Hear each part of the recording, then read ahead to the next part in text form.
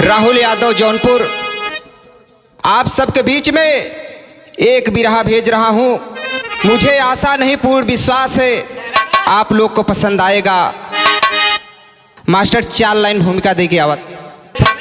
भाव सिंधु को पार कर जाते हैं, एक भक्ति रस का बिरहा, करुण रस का बिरहा आप लोग के बीच में दे रहा हूं। कहना है मास्टर 1 लाइन गजल का अंदाज हो।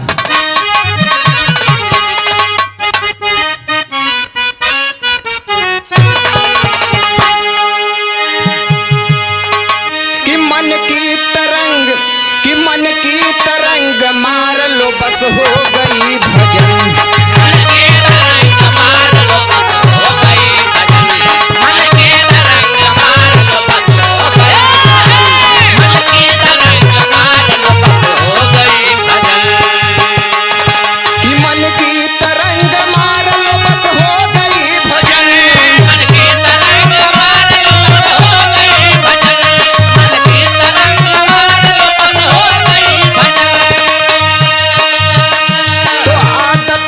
सुधार लो बस हो गई भजन। आदत बुरी सुधार लो बस हो गई भजन। आदत बुरी सुधार लो बस हो गई भजन। लेकिन इससे बढ़िया कवि जी बिरहा के अंदर भाव में लिखत हैं। का लिखत है मास्टर कि सतगुरु के शरण में, अरे सतगुरु के शरण में आकर किस्मत बदल गई। सतगुरु शरण में आके किस्मत बदल गई। सतगुरु शरण में आके किस्मत बदल गई। सतगुरु शरण में आके किस्मत बदल गई। कि सतगुरु के शरण आकर किस्मत बदल गई। सतगुरु शरण में आके किस्मत बदल गई। सतगुरु शरण में आके किस्मत बदल गई। कातिल बना था काल फिर भी मौत टल गई। कातिल बना था काल फिर भी मौत टल गई। कातिल बना था काल फिर भी मौत टल गई। कातिल बना था काल फिर भी मौत टल गई। कवि ने कितनी ऊंची बात लिखा। सतगुरु शरण में आकर किस्मत बदल गई। कातिल बना था काल फिर भी मौत टर गई। यही से हमारे बिरहा की स्टार्ट हो गई।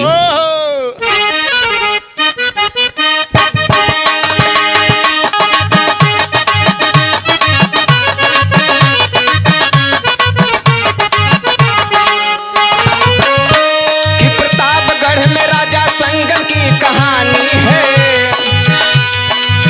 कि प्रतापगढ़ में राजा संगम की कहानी है। खिलाना फूल महल में उदास रानी है।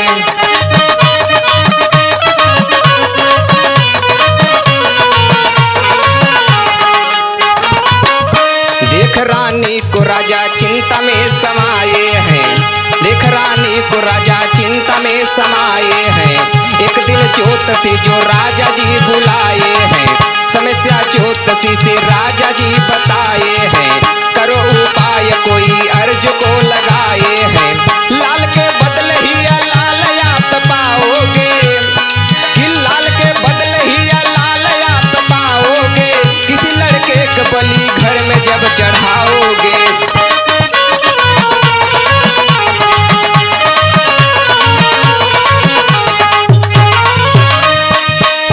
बाबू प्रतापगढ़ राजा संगम की कहानी मिलती है।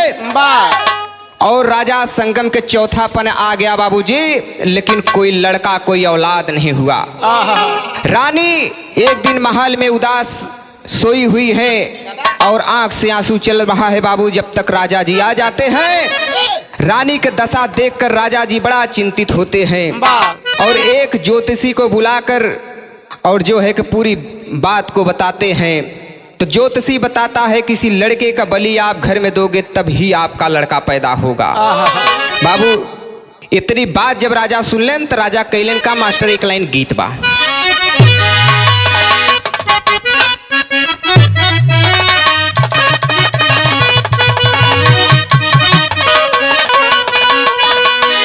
कि तोह के चढ़ऊ पे मैया। कि तोह के चढ़ऊ पे मैया। नारियर चुनारिया होगी गंगा जी।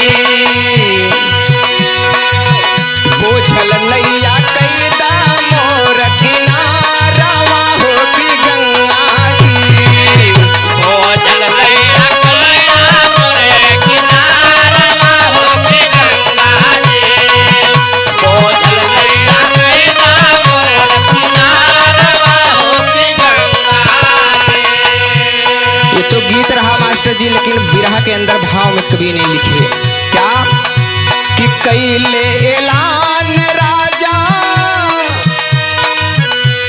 कि कैले ऐलान राजा प्रजा के समानवा हो ललनवा दई द, बलि देबै पुत्र के करानवा हो ललनवा दई द, बलि देबै पुत्र के करानवा हो ललनवा देला, बलि देबै पुत्र के करानवा हो ललनवा देला। बाबूजी इस बात को सुनकर राजा पूरे गांव में ऐलान करवा देते हैं कि कोई अपना लड़का देगा, बलि देना है उसके देव का हम, कि 1,00,000 स्वर्ग मुद्दा देबै हम खजानवा हो ललनवा दे द, पूरा होई है हमर रमानवा हो ललनवा दे द, पूरा होई है हमरो रमानवा हो ललनवा देला, पूरा होई है हमरो रमानवा हो ललनवा देला। हे बाबूजी, राजा जी ऐलान करवाते हैं 1,00,000 सोने का मुद्रा दूंगा जो अपना लड़का देगा बलि चढ़ाने के लिए। इतनी बात के ऐलान करवावत है ना बाबूजी, तब तक भैल का मास्टर एक लाइन गीत बदलिए।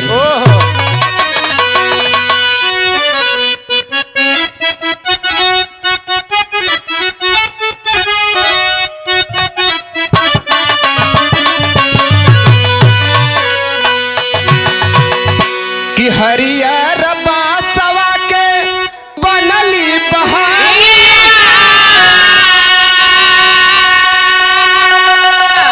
अरे ऊपर से ललकाओ हार हो, हरियर बासवा के बनली बहारिया, ऊपर से ललकावा हो। हरियर बासवा के बनली बहारिया, ऊपर से ललकावा हो। कि पाड़े पूरा गहुआ में दिन के मकानवा, झूलल गरीबिया के मार हो, यारे फूल गावे में तीर पे मकानवा, फूल गरीबिया के मार हो। यारे फूल गावे तीर पे मकानवा, फूल गरीबिया के मार हो। अरे भिखिया के मांगी करे पेट के पलनावा, कि भिखिया के मांगी करे पेट के पलनावा, गोदिया में 4 गो दुलार हो, बिखिया के मांगे करे पेट के पलनावा, गोदिया में 4 गो दुलार हो। बिखिया के मांगे करे पेट के पलनावा, गोदिया में 4 गो दुलार हो। हे बाबूजी, पाड़ेपुर गांव के दीनानाथ जो गरीबी में गुजारा करता था बाबूजी, भीख मांग मांग को पेट पालता था, और उसके गोद में 4 ही बेटा भगवान दिए थे। लेकिन कैलेश का कि सुन के ऐलान दीना विचार कर लेते हैं कि राजा के एक लड़का दे दूंगा तो मेरा गरीबी कट जाएगी। लेकिन मास्टर बिरहा के शैली में काहे के पड़ल।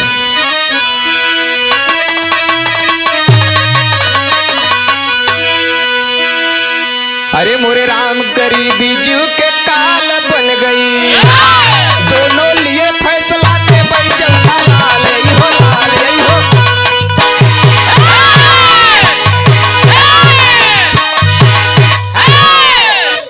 पत्थर बन गया, पत्थर दिल बन गया, माता पिता का क्या समय रंग दिखलाई है। फट गया कलेजा अंबर का तब अमरनाथ बिल खाया है। ढल गया दोपहरी में दिनगर घनघोर अंधेरा छाया है। झट पैर पकड़कर बाबू को तब अमरनाथ बिल खाया है। जब इतनी बात को सुनता है बाबू अमरनाथ छोटा लड़का, तो बाप के अपने पैर पकड़ को बिलखाता है, रोता है, कहता क्या है मास्टर, एक लाइन गीत।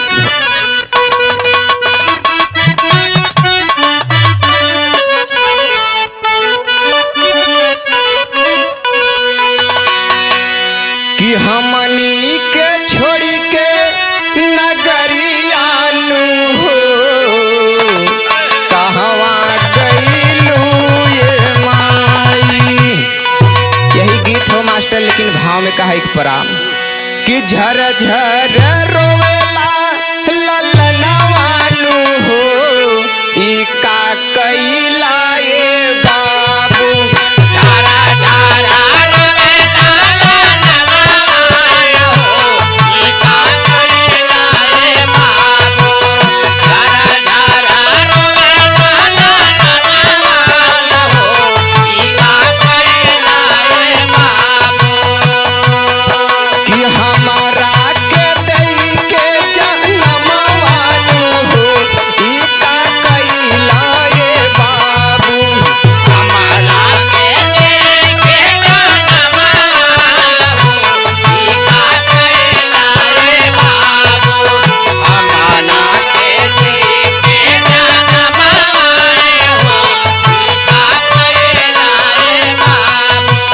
हे बाबूजी, लड़कवा पैर पकड़ के बाबू को रोवत बकहात बा, लेकिन कहे के अंतरा में कि जवन माई हमरा के दूधवा पियवली, जवन माए हमारा के सुधावा पियवले, जवन माए हमारा के सुधावा पियवले।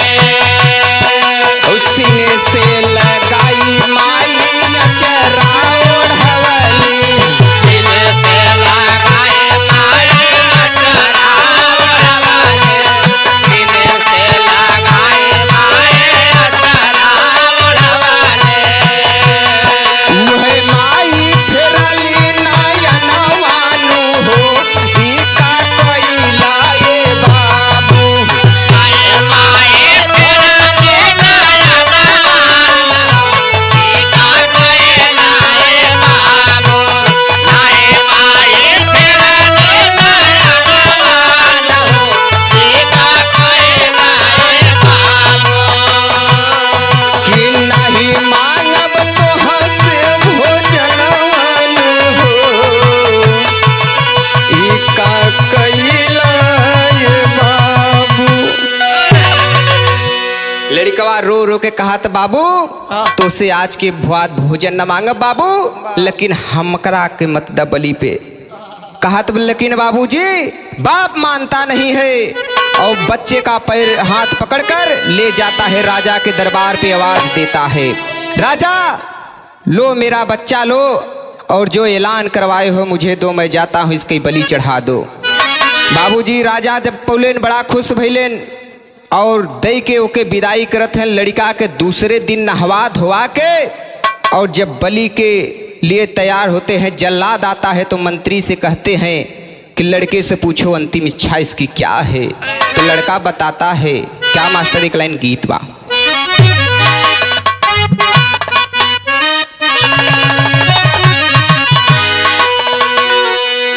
कि बाबू दरोगा जी, कि बाबू दरोगा जी, अरे कवन गुनहिया बनला पियवा मोर, बाबू दरोगा जी। कवने गुनैया बनला पियवा मोर, बाबू दरोगा जी। कवने गुनैया बनला पियवा मोर, बाबू दरोगा जी।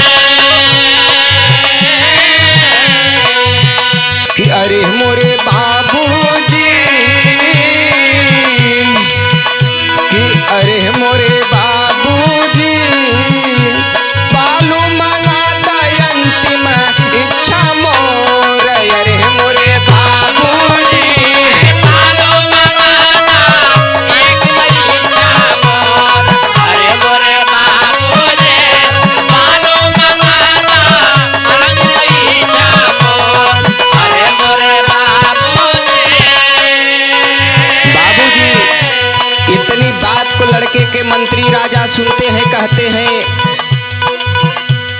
सबकी इच्छा होती है भाई से, माँ से, बाबू से मिलने के लिए, लेकिन ये लड़का बालू किस लिए मांगता है? बालू मंगवाते हैं बाबूजी, और जब मंगवाते हैं और दे देते हैं तो लड़कवा करत का बाम, अरे 4 गो ढेरी बालू के तुरंत दिहले बटोर, अरे 3 गो ढेरी घूम के फेरा दिहले से पालक तोड़, अरे मोरे बाबूजी, अरे मोरे बाबूजी, अरे चौथी पे बैठल बाध प्रभु के डोर, अरे मोरे बाबूजी, अरे चौकी पर बैठे बादल के घाट, अरे मोरे बाबूजी, चौकी पर बैठे बादल के घाट, अरे मोरे बाबूजी। बाबूजी 3 गो ढेरी फेर कर लात मारता है, बालक टूट जाता है, और चौथी पे आसन मार कर बैठ जाता है तो राजा घबरा जाते हैं। राजा घबरा जाते हैं, पूछते हैं मंत्री ये लड़का कर क्या रहा है, इससे पूछो 3 गो ढेरी तोड़ा किस लिए है? तो लड़का बताता है बाबूजी कि पहली ढेरी तो अपने माता पिता के लिए तोड़ा हूँ कि जन्म देकर मुझे भूल गए, अरे वाह, दूसरी ढेरी तोड़ा हूँ नात हित रिश्तेदार जो कि आज मुझे कोई बचाने नहीं आ रहा है, तीसरी ढेरी तोड़ रहा हूँ कि राजा की आंख फूट गई है। तो राजा तमतमा कर उठते हैं बाबूजी, लड़के से कहते हैं मैं तो देख रहा हूँ तू बालू तोड़ रहा है। कहे नहीं राजा, राजा के मतलब है प्रजा की सेवा करना, आज तुम एक प्रजा की बलि देने अपने लड़के के आस में बलि दे रहे हो तो आपकी आंख ही फूट गई है। तो मास्टर कहना बा पाहपट में,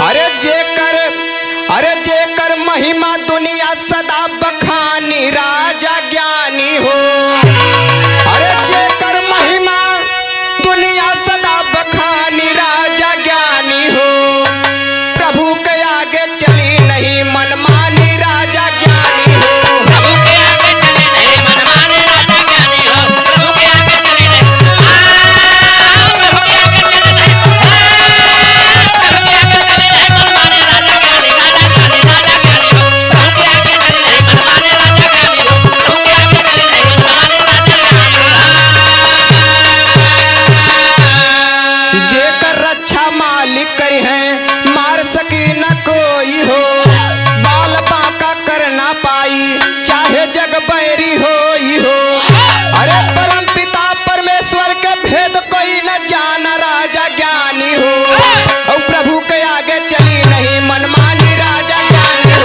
प्रभु के आगे चले नहीं मनमाने राजा ज्ञानी हो, प्रभु के आगे चले नहीं, प्रभु के आगे चले नहीं, प्रभु के आगे चले नहीं मनमाने राजा ज्ञानी, राजा ज्ञानी, राजा ज्ञानी हो, प्रभु के आगे चले नहीं मनमाने राजा ज्ञानी हो, प्रभु के आगे चले नहीं मनमाने राजा ज्ञानी हो।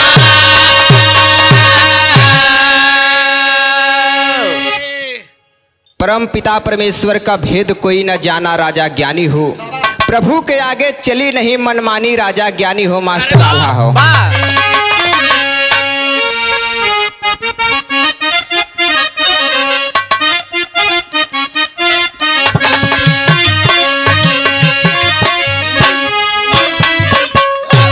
कि आवाज से बचाए प्रभु, कि आवाज से बचाए प्रभु बिल्ली के ललनवा भैया,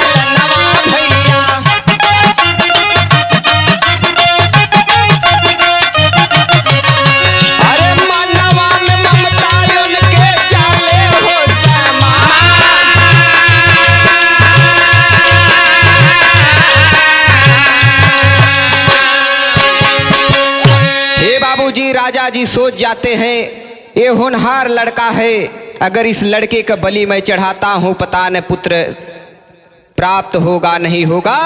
राजा जी दौड़ कर करते क्या है मास्टर, खड़ी में बतावे के पड़ल।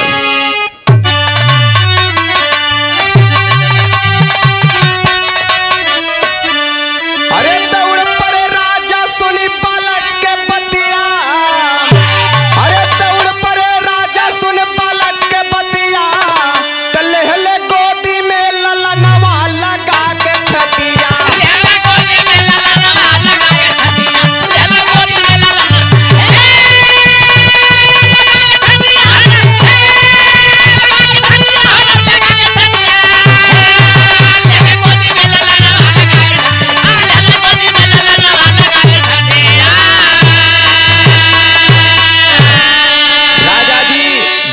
उस बल बच्चे को उठा लेते हैं और छाती से लगा लेते हैं। तो हुआ काम, अरे संगम सिंह के बाद अमर नाथ भैले राजा, तो चारों ओर बाजे लागल खुशियों के बाजा।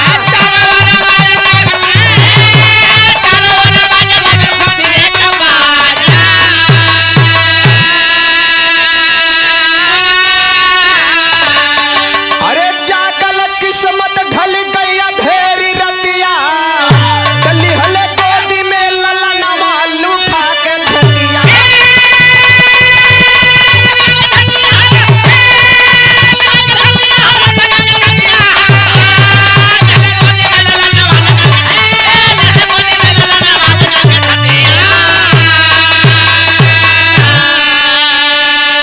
अरे साक्षी इतिहास अब ही कायम बा निशानी, अरे अमरगढ़ किला बनवाए राजा ज्ञानी।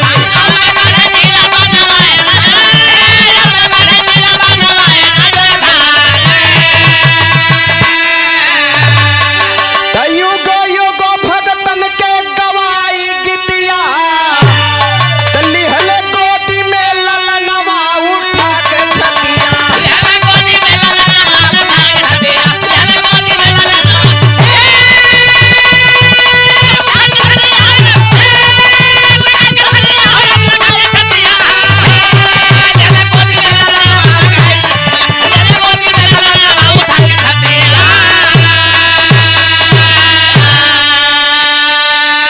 हे बाबूजी, साक्षी है, इतिहास गवाही देता है अमरगढ़ किला राजा संगम सिंह बनवाए थे।